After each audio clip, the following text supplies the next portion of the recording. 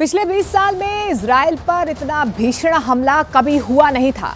Hamas ने इस बार इतना सटीक हमला किया है कि इजराइल की स्पेशल फोर्स तक चकरा गई है। इधर इजराइल की सभी विपक्षी पार्टियों ने ऐलान कर दिया है कि वो हर हाल में प्रधानमंत्री बेंजामिन नेतन्याहू का जंग में पूरा साथ देंगे। अब हालात ये हो चले हैं कि इजराइल के दुश्मनों को हराने के लिए वहां युद्ध वाली सरकार बनाने का फैसला हो गया है। ये युद्ध सरकार तब तक करती रहेगी जब तक कि इजराइल की जीत नहीं हो जाती।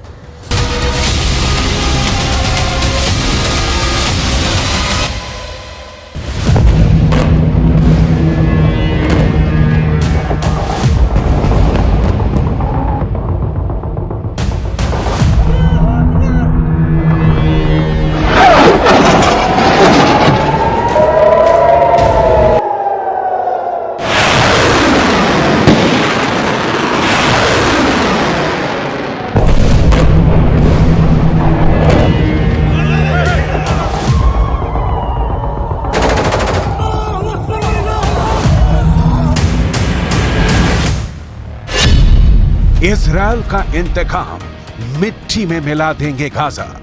7 अक्टूबर 2023 की सुबह 6 से 6:30 बजे के करीब अचानक इजराइल के दक्षिणी इलाके पर हमास ने 7000 रॉकेटों से एक साथ हमला किया। हमला इतना प्रचंड और तीखा था कि इजराइल की सेना और प्रधानमंत्री बेंजामिन नेतन्याहू को समझ में ही नहीं आया कि हमास ने अचानक इतना बड़ा हमला कैसे कर दिया। शुरू के 60 मिनट तक इजरायली सेना हमास के लड़ाकों के हमलों को समझने की कोशिश करती रही, क्योंकि दक्षिणी इजराइल के इलाकों पर हमास ने 3 तरह से हमला किया था: जमीन, आकाश और समंदर।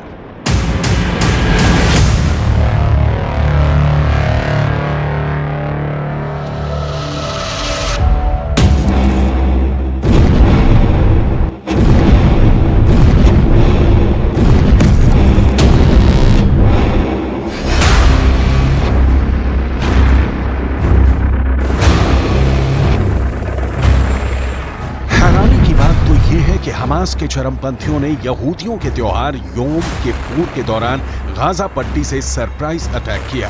हमास के ऑपरेशन अल अक्सा फ्लड में 650 से ज्यादा इजरायली अब तक मारे जा चुके हैं। इस वक्त इजरायल वॉर उस दौर में पहुंच चुका है जहां मरते दम तक इजरायल की सरकार युद्ध करेगी। इजरायल ने बनाई युद्ध सरकार। हमास ने ऐसे वक्त में इजरायल पर हमला किया है जिस वक्त इजरायल में प्रधानमंत्री पद को लेकर जबरदस्त उठापटक चल रही है, लेकिन हमास के हमले की वजह से इजरायल में सत्ता पक्ष और पूरा विपक्ष एक हो गया है। इजरायल के प्रधानमंत्री बेंजामिन नेतन्याहू के खिलाफ मोर्चा खोलकर बैठे विपक्ष के नेता और पूर्व इजरायली प्रधानमंत्री याइर लैपिड ने ऐलान कर दिया है कि जब तक इजरायल जंग जीत नहीं जाता है तब तक युद्ध सरकार के जरिए हमास और हिजबुल्लाह से जंग होती रहेगी।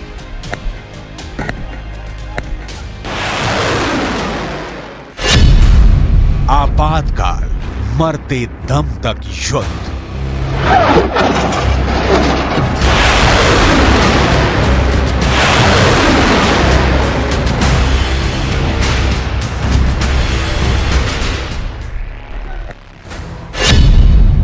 प्रधानमंत्री बेंजामिन नेतन्याहू ने फिलिस्तीन के खिलाफ जंग का ऐलान कर दिया है। प्रधानमंत्री बेंजामिन नेतन्याहू के धुर विरोधी इजरायल की राजनीतिक पार्टियों ने बेंजामिन नेतन्याहू का साथ देने का ऐलान कर दिया है। सभी विपक्षी पार्टियों ने ऐलान कर दिया है कि जब तक गाजा पट्टी से हमास का सफाया नहीं कर देंगे तब तक हम बेंजामिन नेतन्याहू का साथ देते रहेंगे। वहीं दूसरी तरफ इजरायल में विपक्ष के नेता और पूर्व प्रधानमंत्री याइर लैपिड ने बेंजामिन नेतन्याहू से मुलाकात की है और कहा है कि प्रधानमंत्री बेंजामिन नेतन्याहू के साथ एक इमरजेंसी सरकार बनाने जा रहे हैं।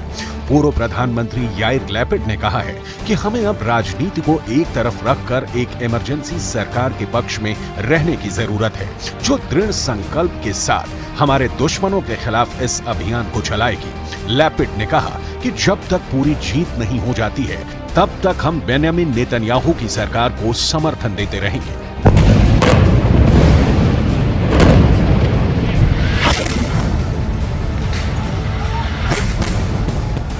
נפגשתי עכשיו עם ראש הממשלה נתניהו. הודעתי לו שבמצב החירום הנוכחי אני נכון לשים בצד את כל המחלוקות להקים איתו יחד ממשלת חירום מקצועית, מצומצמת, שתנהל את המערכה הקשה, המורכבת והממושכת העומדת בפנינו.